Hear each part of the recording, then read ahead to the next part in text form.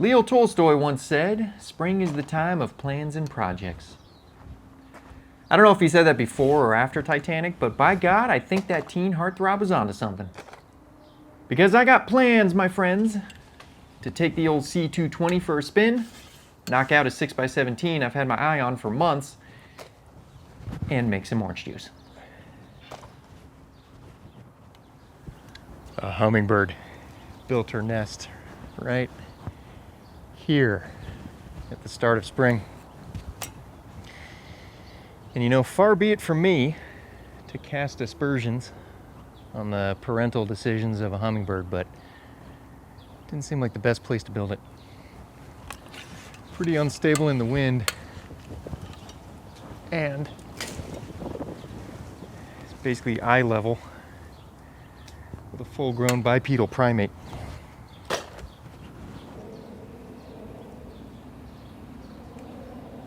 Well, looks like she ditched it. I guess she too decided it wasn't the best real estate.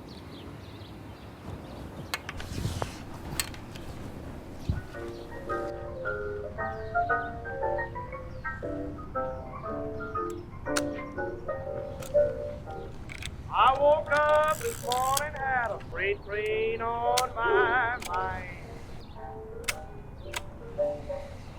Now that just means I'm gonna ease on down the line. 'Cause I believe in working, but I don't find time. I've got the railroad blues, but I haven't got no railroad fare. Ain't got no place to go, no place to go. Nobody waiting for me. You ever seen one of those vintage Sunkist ads? That's what was floating around in my brain when I grabbed my TLR. And that's why I pushed the film one stop, Portra by the way, to give the images some more contrast and pop, like one of them ads. Railroad blue, but I haven't got no railroad fare. Even though I was done shooting literal oranges, I kept the motif going because I was taking a walk through Sunkist country. These very railroads used to bring fresh Orange County oranges to the rest of the U.S. In fact, back in the 1920s, about a third of this city's labor force worked in the citrus industry. They don't call it Orange County for the spray-on tans in Newport Beach.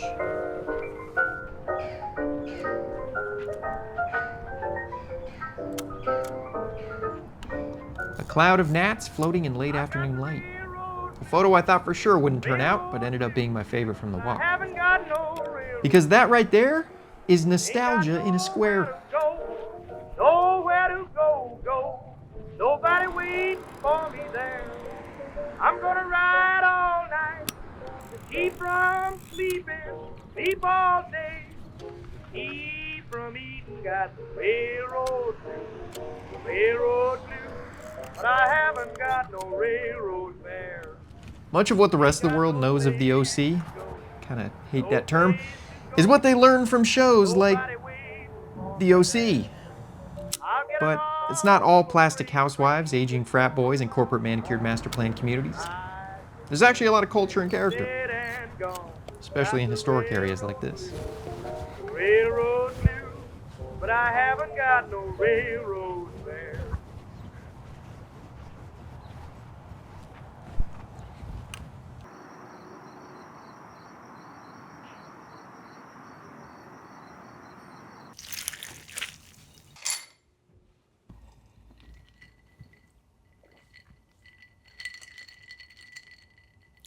I love the sound of some ice clinking around in a glass. That's the sound of Dad relaxing after a long day of work. You know, I'm not really one to go on photo walks like that, but I'm trying to do more of it because I feel like I just don't take enough pictures. And I think it's good for me to get out there and not take every picture so freaking seriously, agonize over every last little detail. So I think it's good exercise for me. But speaking of agonizing over every last little detail, this next picture I'm going to take on 6x17, I'm going to get right back to my... because I've been scouting this shot forever. Funny enough, I didn't realize this until I got back from taking pictures out there with my C220, but A lot of the pictures I took on that little walkathon had a very similar theme to what I'm going to be shooting on my 6x17. So evidently it's been seeping into my subconscious. That'll make more sense when you see it.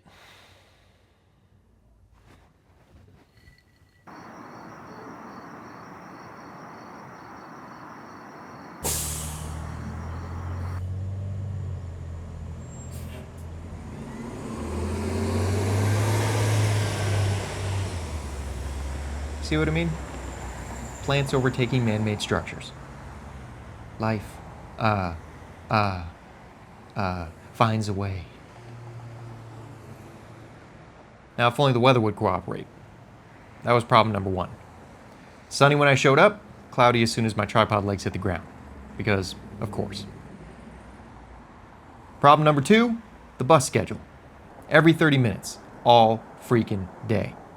Kudos to the Orange County Transportation Authority for serving the community, but it meant a frequently crowded bus stop. That human element would probably look great here, but wasn't what I was going for. Plus, I always feel weird taking pictures of people without getting their permission first. That's why I don't do street photography. That, and I suck at it. That's also why I set up my camera with the Nikkor 210mm lens pointed down the street, pretending like I was definitely not planning on taking a picture of the bus stop they were standing at. I'm creepy enough with my Canadian tuxedo and choice in facial hair. No reason to creep them out more before they go to work. But eventually they left and my third problem showed up. This dude came along and cleaned up the place. Again, well done, OCTA. But come on, man, you know I like things looking shitty. The fourth problem takes a little more explaining. As I said, I've scouted the crap out of this place. And I ain't even showing all the times I drove by just to get a quick glance. I wanted it to have nice, lush growth. The more shaggy and unruly, the better. Hence, spring. 6 days ago, it was perfect. Surely it could only get better with another week of growth. But the vines apparently had a run-in with some hedge trimmers. A whole swath of the wall was looking like one of my scabs, picked off. And the rest was looking like my hair circa 4 years ago, too short on the sides. And like its mouth was being swallowed by its cheeks. Not the vines. Me, 4 years ago. I used to look kind of bloated. Anyway, I couldn't do anything about the vines now, so I just waited, hoping the clouds would break and admiring the previously Taco Bell right down the street. I already shot that one. That's how I found the bus stop, back when it was a different fast food Mexican joint. And I looked up this morning how long ago I took this shot. A freaking year and a half. At that very moment, a wrinkle splintered out from the corner of my eye. Life is slipping through my fingers. These guys behind me just pulled up and they're trimming the wall on this side of the street. I think they must have done that side a few days ago. So, serves me right for waiting.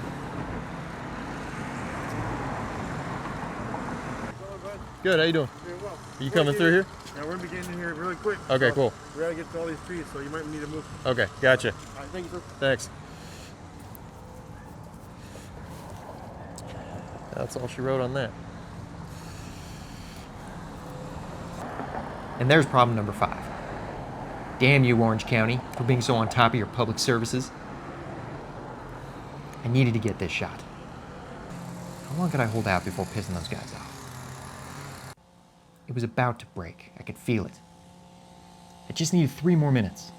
Maybe 2. Come on, come on, come on, come on, come on, come on. All right. Here we go.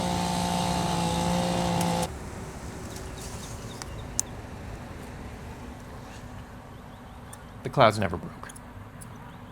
They did thin out, though, for the briefest moment. That gave me a really diffused light, which yields super soft shadows, like the one cast by the signpost here. I actually often seek out this exact diffusion box in the sky kind of sunlight. Just wasn't really my plan this time. Maybe those hedges getting trimmed was for the best. It does kind of highlight the battle between man and nature. Vines advance from the right, engulfing what man has made. Then man, from the left, beats it back, trying to tame it. Both forever trying to reclaim what's theirs, neither succeeding, neither submitting. And maybe this soft light is the best choice for this subject. Maybe open sun would have been too harsh, especially with those trees casting big heavy shadows. Maybe. Now I could drive past it a bunch more times, analyze the sun's direction throughout the year, scrub through previous dates on Google Street View until I found one with the perfect light, determine it can only be done closer to the winter solstice with its far south sunrise, and then make plans to go back and shoot it in 7 months, when hopefully everything will be perfect. Or I can just decide it's good the way it is. Spring may be the time for plans and projects, but let's not get crazy here.